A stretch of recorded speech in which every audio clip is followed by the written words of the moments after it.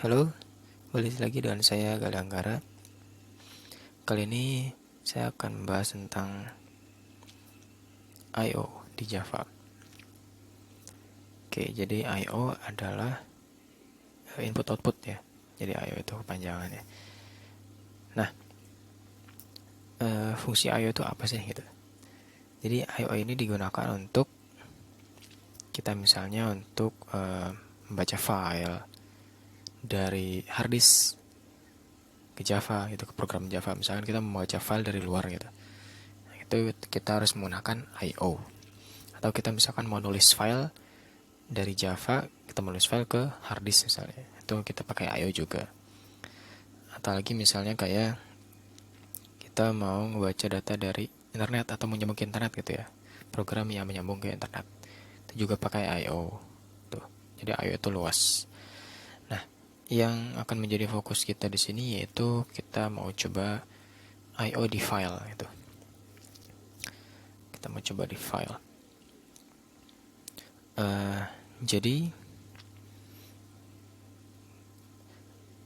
di Java ini ada yang namanya stream.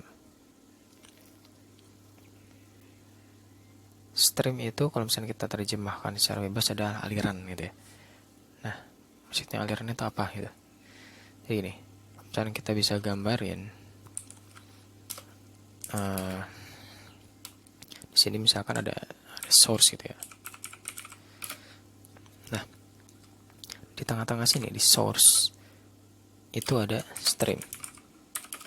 Nah, setelah stream itu ada program Java kita, si Javanya.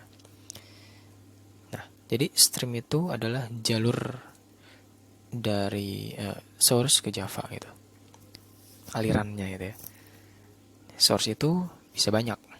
Source itu bisa file, bisa byte array gitu ya, bisa networking gitu ya, atau jaringan. Jadi source itu bisa banyak. Nah, si source ini itu dibaca oleh Java itu melalui stream gitu. Jadi sebelum si Java bisa ngebaca si source ini, entah file atau yang lainnya gitu ya, itu lewat stream dulu, baru nanti ke si Java gitu. Nah, di Java itu stream itu dibagi dua. Yang pertama itu byte stream, dan kedua adalah karakter stream. Oke, kita akan bahas satu-satu apa itu byte stream dan juga apa itu karakter stream.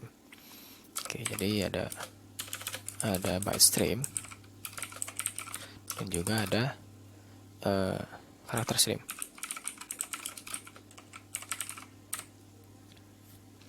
Nah, byte stream itu adalah stream. Jadi kita kalau misalnya kita mau ngebaca stream bentuknya raw data gitu ya, bentuknya byte, itu kita bisa pakai byte stream. Jadi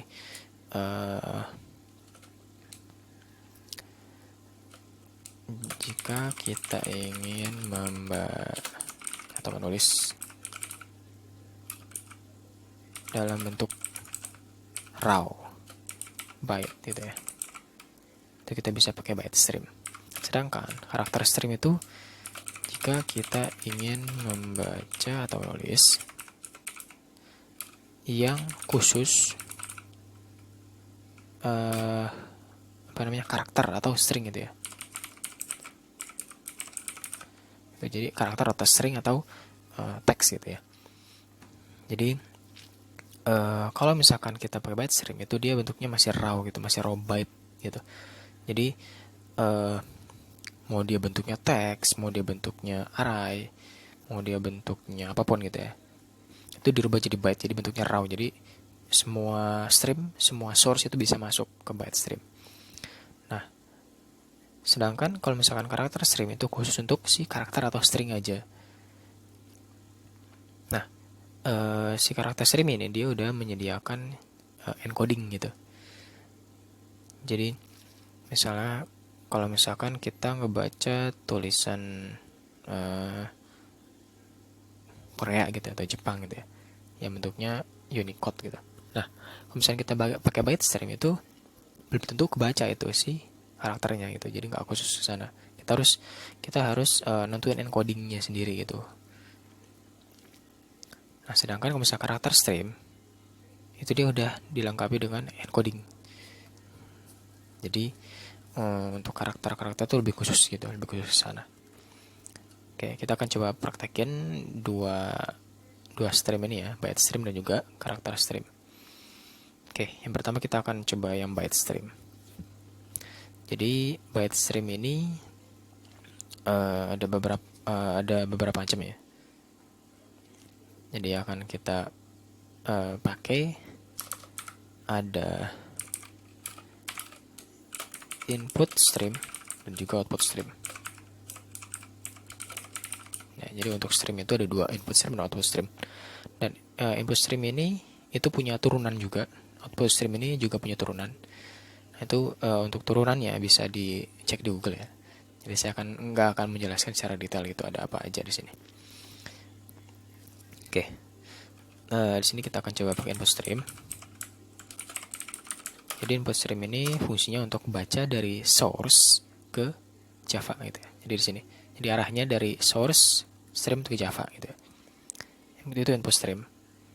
Nah, tapi kalau misalkan output stream itu kebalikannya, dari Java ke stream lalu ke source atau destination gitu ya. Jadi misalnya kita mau nulis file gitu, itu pakai output stream.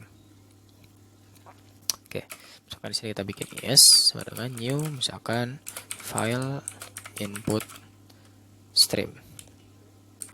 Nah, file input stream ini dia perlu satu argumen yaitu nama filenya gitu ya.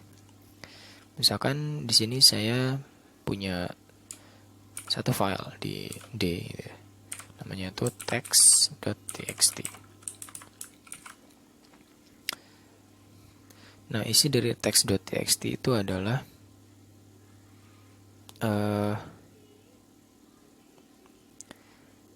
data yang nanti saya akan baca gitu.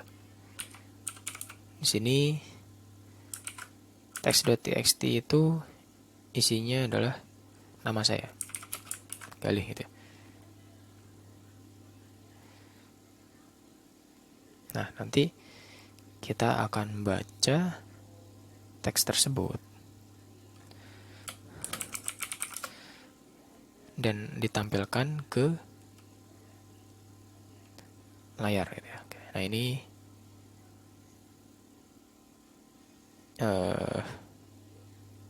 contohnya.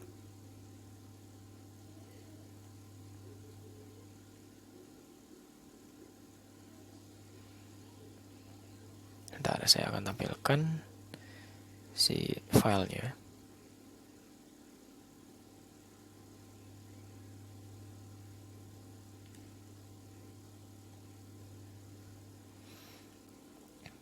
Nah, ini teksnya ya. Jadi ini si teksnya, teks filenya yang kita gunakan untuk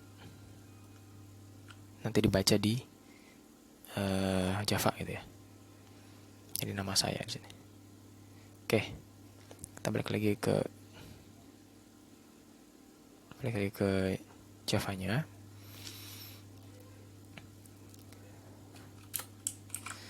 Nah, sekarang di sini merah. Jadi si IO ini dia butuh di wrap gitu ya, dibungkus dengan try catch. Jadi kita harus surround with try catch gitu. Terus oke, di sini kita coba membaca si teks gitu ya. Coba sysout is.read. Nah, is.read ini itu dipakai untuk membaca teks yang tadi ya, teks yang ada di notepad itu. Si Galih ini gitu ya. Nah, di sini dia butuh ditambahin exception juga ya, catch-nya. Jadi file not found exception ini dipakai oleh file input stream, IO exception ini dipakai oleh si read gitu. Jadi kalau misalkan file yang nggak ada, dia nanti masuk ke sini. Misalkan si read-nya tuh gagal gitu ya, nanti masuknya ke sini gitu. Ya, untuk menangani error aja gitu ya, penanganan error. Nah, misalkan kita coba jalanin si programnya. Yang keluar adalah angka 71. Dimana angka 71 ini adalah representasi dari karakter pertama. Jadi kan tadi kalau misalkan kita lihat ke bawah ya, input stream ini adalah masuk ke dalam byte stream gitu ya. Jadi si input stream ini bakal membaca 1 byte dari data. Jadi misalkan kita is.read gitu ya. Nah, is.read ini baca 1 byte dari teks file tadi. Jadi kalau misalkan kita lihat di sini ya, di teks filenya, 1 byte dari data ini adalah G, huruf G ini. Jadi G ini 1 byte tuh ukurannya. Nah, dia yang baca si G ini. Tapi karena dia byte, si G ini dikonvert menjadi binary gitu. Nah, tapi karena si Java itu nggak bisa nulis angka binary gitu ya, nggak bisa nampilin angka binary gitu. Ini dirubah menjadi desimal. Nah, jadi kalau misalnya kita ngereference ke tabel ASCII gitu ya, 71 itu adalah angka huruf G gitu ya. 71 desimal itu adalah huruf G. Nah, jadi sebenarnya si is.read ini itu adalah fungsinya adalah menggeser pointer gitu. Jadi kalau misalnya kita gambarin di sini, misalnya di sini ada data galih gitu ya. Nah, si is.read ini itu punya 1 pointer. Misalkan di sini kita gambarin pointer itu ya. Nah, si pointer ini kalau misalkan dia belum dipanggil is.read, dia ada di sini di -1 di indeks. Kalau misalnya kita di area itu indeks -1 gitu. Jadi dia belum ngebaca si huruf G ini gitu. Nah, pada saat kita panggil is.read, si pointer ini pindah geser 1 indeks gitu. Jadi indeks ke 0. Nah, akhirnya makanya kenapa si 71 angka 71 ini muncul. Karena si pointernya itu berada di si G. Nah, kalau misalnya kita read lagi, kita coba ya, kita sysout terus kita is.read lagi. Nah, yang muncul adalah 71 dan 97 karena is.read yang pertama itu si pointer berada di huruf G. Pada saat kita baca is.read lagi, kita eksekusi is.read, nanti pointer pindah ke si A gitu. Nah, 97 ini adalah presentasi dari A kecil gitu ya. Jadi desimal tabel ASCII. Nah, misalnya kita baca terus is.read sampai ke akhir gitu ya. Sampai ke huruf H. Nah, setelah si pointer di huruf H gitu ya. Kalau misalnya kita eksekusi is.read lagi, nanti si pointer ada di sini gitu. Nah, nilai si pointer ini yang akan ambil adalah -1 gitu. Jadi dia di sini -1, di sini pun -1 gitu. Di akhir, di ujung. Jadi kalau misalkan datanya itu udah selesai, nanti dia bakal return -1 gitu. Jadi read ini returnnya angka ya, integer ya, bukan teks atau char gitu. Nah, karena di sini kita bisa ngebacanya geser pointer gitu ya, kayak array gitu. Kita bisa pakai looping gitu untuk menyetak semua teks yang ada di file teks itu, yang ada di file teks ini gitu. Jadi kita nggak perlu ngetik satu-satu is.read gitu sebanyak karakternya. Kita bisa pakai looping. Sini misalnya kita bikin int data gitu ya. Terus kita pakai perulangan while. Jadi kenapa pakai while? Karena kita nggak tahu ukuran daripada si stream itu berapa gitu. Si file itu ukurannya berapa byte gitu. Jadi karena si ukuran itu nggak bisa kita prediksi atau kita nggak bisa hitung ya, bukan prediksi, kita nggak bisa hitung, makanya kita pakai while gitu. Jadi di sini saya pakai jadi kalau misalkan kita while true ya, jadi mengulang terus. Nah, tadi kan saya jelasin kalau misalkan si pointer itu udah di akhir, nilai daripada is.read itu adalah -1. Saya bikin data sama dengan is.read. Jadi nilai apa namanya yang dibaca dari si file itu ditaruh di data. Jadi di sini kita nggak perlu is.read lagi, tinggal masukin data aja. Nah, kita di sini bisa cek nih. Jika si datanya itu minus 1, artinya dia udah di akhir gitu ya. Kita harus break si loopingnya. Jadi break di sini itu untuk keluar daripada si looping. Jadi kalau misalnya kita coba, ini kita print deh, kita biar sebaris gitu. Saya kita coba cetak gitu ya. Nah, keluar adalah semua data yang ada di text file gitu. 71, 97, 108, 105, 104. Itu representasi dari data yang tadi di file text itu. Nah, gimana kok nilainya angka gitu ya? Kenapa nggak teks gitu ya, char? Nah, kita gimana caranya biar kita bisa rubah jadi char, jadi bisa kita baca gitu ya, teks biasa. Kita harus casting si data integer tadi itu menjadi char gitu. Kita tinggal casting data itu menjadi char, kita run lagi. Nanti keluar teks yang kita tulis di teks tadi ya, teks file gitu. Nah, itu untuk yang input stream. Jadi ini fungsinya untuk baca aja, nge-read file. Oke. Yang selanjutnya adalah gimana cara kita mau nulis file gitu ya. Nah, jadi untuk nulis file kita bisa pakai output stream. Ini masih masuk ke dalam si byte stream juga. Jadi kita nulisnya tuh per byte gitu ya. Nah, ini kita comment gitu ya. Terus sini kita pakai output stream.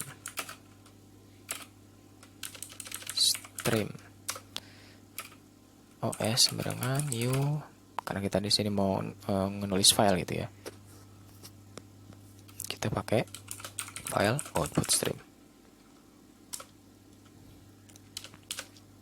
Jadi tadi kan kita pakainya file input stream. Kalau misalnya kita mau nge-write, berarti kita pakai file output stream. Jadi bedanya cuma di sini doang. Gitu ya. Nah, di sini masukin nama file yang kita mau tulis. Misalkan tadi ya, text.txt.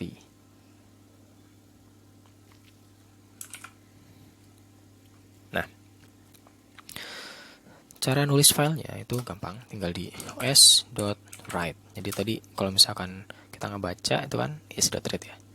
Nah, di sini untuk nge-write kita pakai os.write. Nah, di sini dia ada B itu maksudnya byte yang kita mau tulis. Jadi bentuknya byte gitu ya. Jadi bukan karakter, tapi byte. Misalkan kita mau nulis huruf A gitu ya. Kita bisa masukin 65. Nah, ini jadi nanti si 65 ini di-convert menjadi byte gitu. Jadi kita nggak bisa masukin karakter gitu di sini. Itu nggak bisa.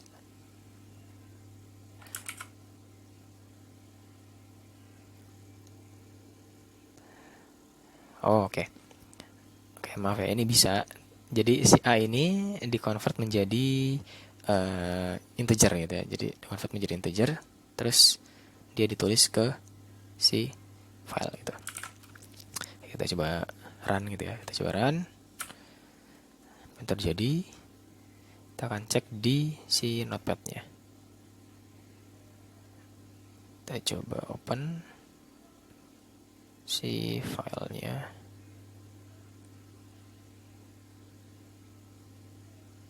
Nah, ini filenya A ya. Jadi A, karakter A yang tadi kita tulis di sini, kita write, itu muncul di sana. Nah, tapi kita nggak bisa masukin string ke sini gitu. Misalnya kita masukin string, itu nggak bisa. A, B, C, itu nggak bisa. Dia cuma menerima integer aja, byte gitu ya. Nah, write itu dia butuhnya integer atau byte. Nah, gimana caranya kita bisa nulis byte gitu ke situ? Kita bisa bikin string, misalkan text gitu ya, text to write misalnya. Ada kan misalkan Galih, gitu ya.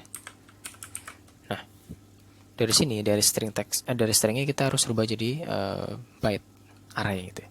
Jadi byte array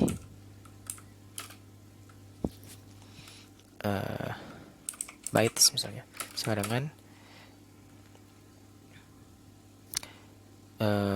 text to write dot get bytes gitu. Jadi kita ngambil bytesnya dari si text to write, baru nanti kita bisa masukin si bytes. Nah, kalau misalnya kita execute, terus kita lihat lagi si text file kita,